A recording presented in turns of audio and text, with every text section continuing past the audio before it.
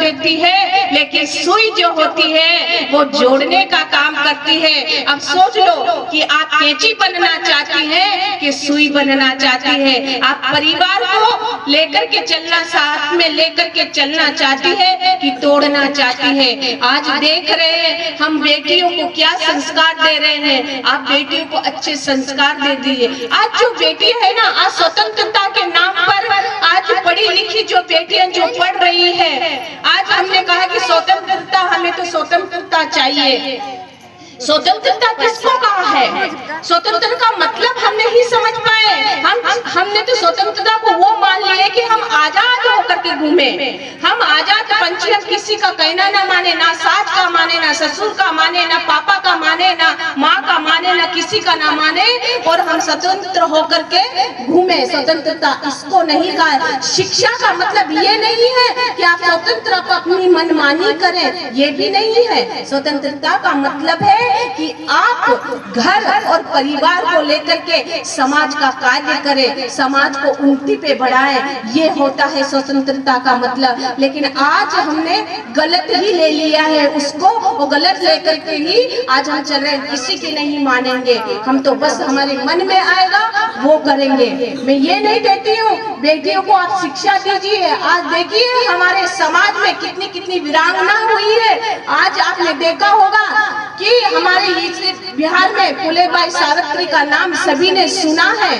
और मैं भाइयों से भी एक बात कहना चाहती हूँ कि जब आप अपने एक दूसरे के पूरक होते हैं, नारी अर्धांगिनी होती है, तो आप पति पत्नी एक दूसरे के पूरक होते हैं, एक दूसरे के पहिए हैं आप दोनों, और दोनों मिलकर कर समाज में कुछ कार्य करते हैं, घर से लेकर कर समाज में कार्य करते हैं। आपने फूले भाई सावित्री जी का नाम जरूर सुना होगा।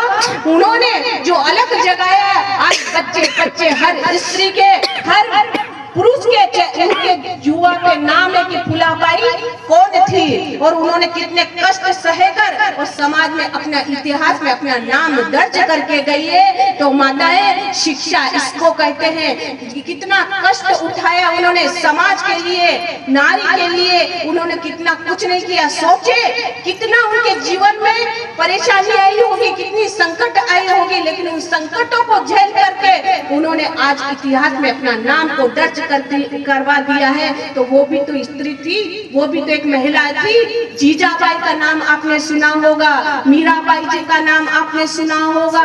कितनी मैं वीरांगनाओं का नाम लूं, आज वो भी तो वीरांगनाएं थी जिन्होंने अपने इतिहास में अपना नाम दर्ज करके वो चली गई है। तो माताएं, हमें तो सब कुछ मिला है, हमें सारी फैसिलिटी मिली हुई है, फिर भी ये नौबत क्यों आ रही है? आज सोशल मीडिया पे हम देखते हैं, आज वो उसके साथ में वो कर रहा है, वो उसके साथ में वो कर रही है। क्या है ये संस्कृति है हमारी, ये संस्कार है हमारे। अगर ये संस्कृति, ये संस्कार हमारे हैं, हमने तो पता नहीं क्या सोच रखा है, हमने तोड़ने का काम सोच लिया है। आज वो उसके साथ में धोखा कर रहा है, कर रही है। चंद टुकड़ों के लिए, चंद पैसों के लिए हम अपने ईमान को बेच देते हैं। ये है क्या हमारी संस्कृति? ये है हमारा भारत? ये हमारी, आज वो दिन दूर नहीं है, सत्संग आप के लिए ही रखा गया है कि समय समय पे इन बेटियों को वो शिक्षा, वो ज्ञान मिलता रहे, और इस ज्ञान के द्वारा वो चलती रहे। इसलिए कहा है कि स्वर्ग, हम स्वर्ग की बात करते हैं। हम कहते हैं ना कि आप भी घर को मंदिर बना सकती है और मंदिर को आप स्वर्ग बना सकती हैं। अब आप कहेंगे कि कैसे बना कर सकती हैं साहिब, बताइए। अच्छा बताइए, मकान बनता कैसे है?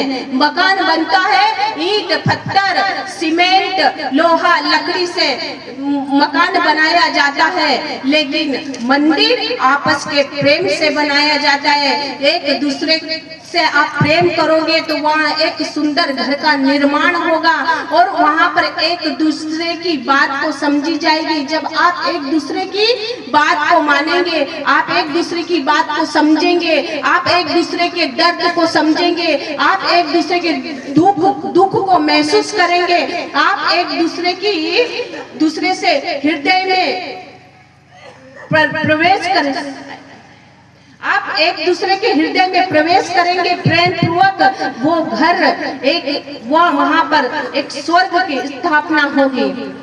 और उस घर में जब घर कैसे मंदिर बनेगा, अब इसको भी विचार करें। जब आप जो मैंने बताया है कि एक दूसरे के हृदय को आप समझेंगे, एक दूसरे के कष्ट को आप समझेंगे, एक दूसरे की पीड़ा को आप समझेंगे, एक दूसरे के दुख दर्द को आप महसूस करेंगे, और जिस घर से आप कलेश, दुख, कष्ट, भ्रांतियां, अंधविश्वास और अहंकार, इनको आपको दूर करना पड़ेगा, तभी आप घर को स्वर्ग बना सकती है। इसलिए सदगुरु कबीर साहिब जी ने कहा है, तू जो साचा बानिया साची हाथ लगाओ और अंदर झाड़ू देकर कूड़ा बाहर भगाओ। साहिब कहते हैं कि तू जो साचा बानिया, अगर तू सच्चा बनिया है ना, अभी कहा ना संतों घर में झगड़ा भारी, तो साहिब कहते हैं यहाँ पर तू जो साचा बानिया साची हाथ लगाओ और अंदर झाड़ू देकर